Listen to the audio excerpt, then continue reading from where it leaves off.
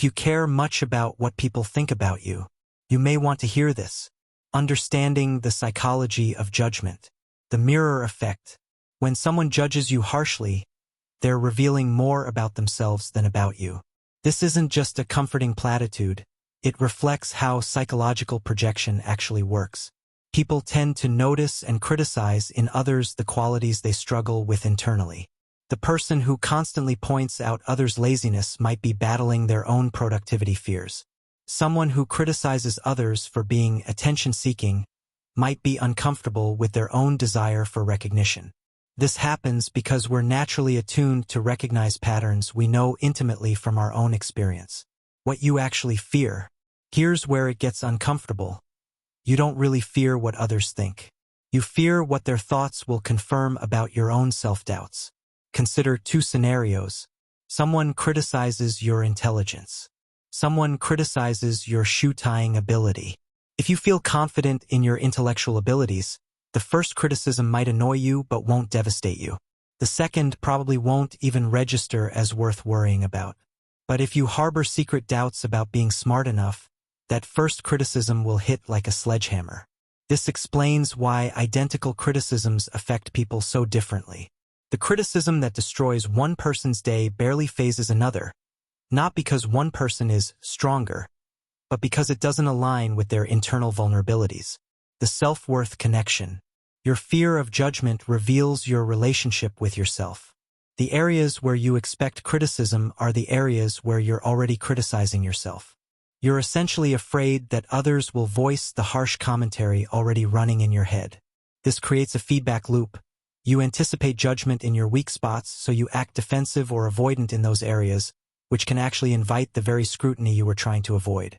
Why perfectionism backfires. The logical response seems to be, fix everything others might criticize. Become so accomplished that judgment becomes impossible.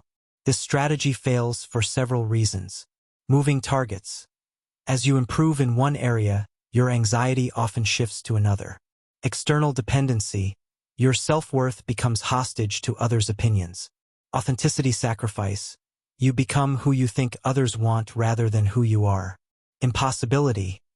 Someone will always find something to criticize. A different approach. Instead of trying to judgment-proof your life, work on your internal relationship with your perceived weaknesses. This doesn't mean becoming delusional about your limitations. It means developing a more accepting, less catastrophic relationship with being imperfect. When you're genuinely okay with being works in progress in certain areas, others' observations about those areas lose their power to destabilize you.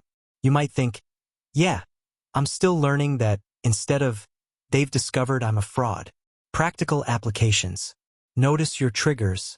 What criticisms would devastate you? Those are your growth areas. Question the catastrophe.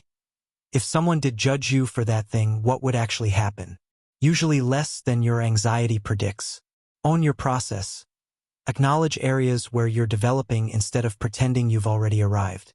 Separate observation from condemnation. Someone noticing you're not good at something isn't the same as them concluding you're worthless. The paradox. The less you need others to see you as perfect, the more freely you can actually improve. When your self-worth isn't riding on every interaction, you can receive feedback as information rather than attacks. This creates the conditions for genuine growth rather than defensive posturing. Limitations of this framework. This psychological understanding has limits. Some judgment is systemic and harmful. Criticism based on prejudice, discrimination, or abuse isn't simply projection. Additionally, some professional or social consequences of judgment are real and practical, regardless of their psychological origins. The goal isn't to become immune to all social feedback, but to stop allowing others' opinions to dictate your fundamental sense of worth. The internal work. Ultimately, freedom from the fear of judgment comes from developing a stable, accepting relationship with yourself, including the parts that aren't polished yet. This is internal work that no amount of external validation can accomplish for you.